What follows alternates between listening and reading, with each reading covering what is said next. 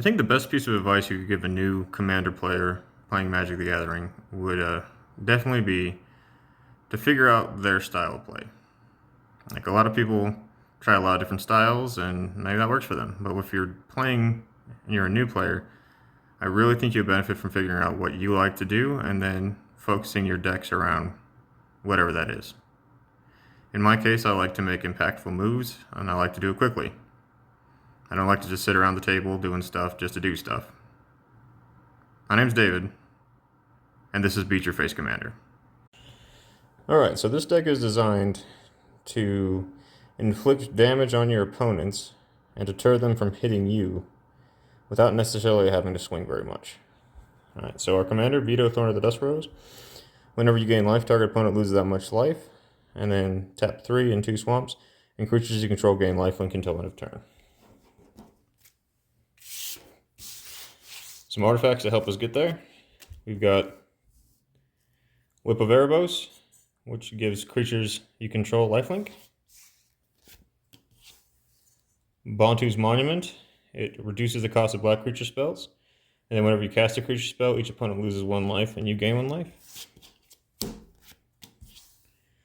The Gilded Lotus adds 3 mana of any color to your mana pool for mana ramp. Nyx Lotus adds mana based off your devotion to, in this case, black. Armillary Sphere, you sack to pull 2 basic lands from your library and put them into your hand. Of course, Soul Ring, a staple of Commander, as well as Arcane Signet, and the Charcoal Diamond. Additionally, I play Ashnod's Altar and Witch's Oven as sack outlets. Ashnod's Altar generates colorless mana, and the Witch's Oven generates food tokens that can be sacked to gain life. The creatures in this deck are designed to deter your opponents from attacking you and punish them when they do, as well as give you some life gain. We've got the Serrated Scorpion,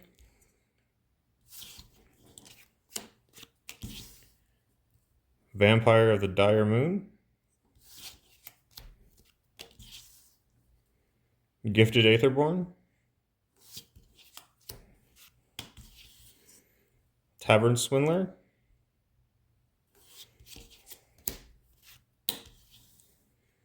Zulaport Cutthroat,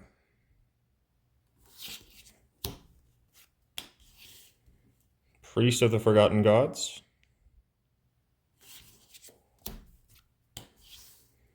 Tattered Mummy, Vampire Nighthawk,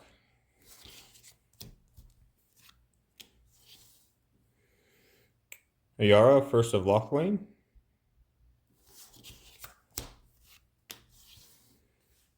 Blister Grub,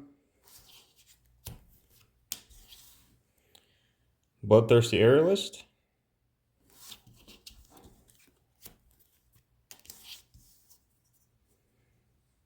Grim Haruspex. It's a card draw engine whenever you sack creatures, non-token creatures. Vindictive Vampire, similar to the Zulaport Cutthroat. Falconwrath Noble, another one that's similar. Disciple of Bolas.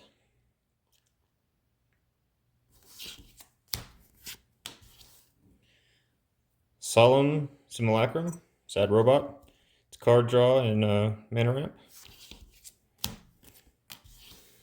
Silent Arbiter helps keep you out of combat for longer or reduce how much they can throw at you. This may be the most powerful card in the deck. Grey Merchant of Asphodel. You gain life based off your devotion to black, and each opponent loses that much life. Oh, I'm sorry, I read that backward. So they lose that much life, you gain that much life, but that's based off how much was lost. So basically, if you have 3 opponents and your devotion to black was 5, you gain 15 life. So trigger that with a Vito and it could get real nasty. Clockbridge Troll.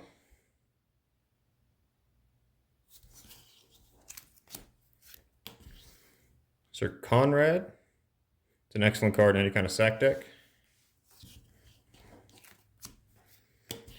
Ogre Slumlord. When you sack non-token creatures, you generate 1/1 black rats with Death Touch.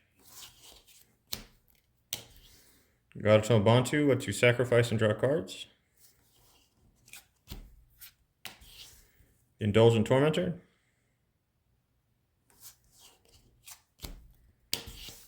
Bloodgift Demon. A good creature-based board wipe. We have Massacre Girl.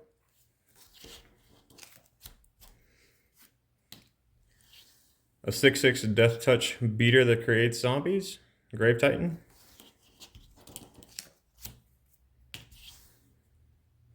Carrick, son of Yawgmoth. He's got lifelink, and he pumps whenever you cast black spells. And the Butcher of Malakir, which forces your opponents to sack creatures whenever your creatures die.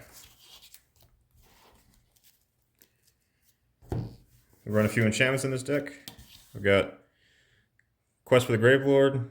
After 3 creatures die, you can sack this to create a 5/5 zombie. Phyrexian Arena for some card draw. No Mercy serves as a deterrent. Whenever a creature successfully deals damage to you, destroy it. Combination, Exquisite Blood and Sanguine Bond.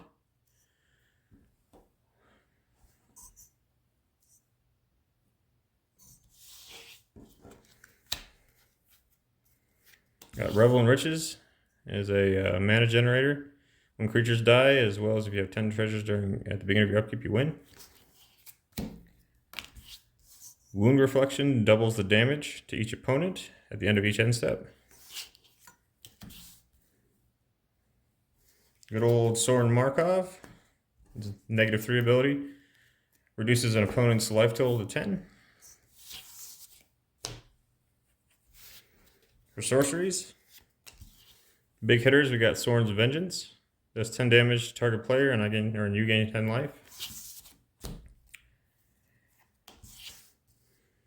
Fraying Omnipotence, another super powerful card in this deck. Each player loses half their life, then discards half the cards in their hand, then sacrifices half the creatures they control, rounded up each time. Got a couple of board wipes. Toxic Deluge.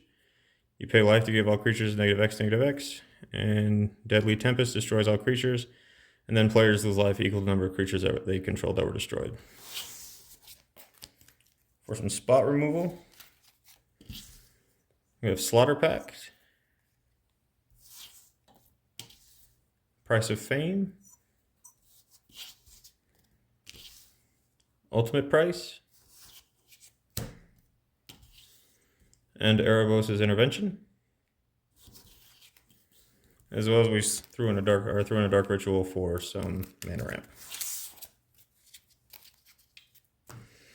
One of the reasons this deck can play so quickly is because it runs tutors. We have Vampiric Tutor, Grim Tutor, Diabolic Tutor, Mastermind's Acquisition, and Behold the Beyond.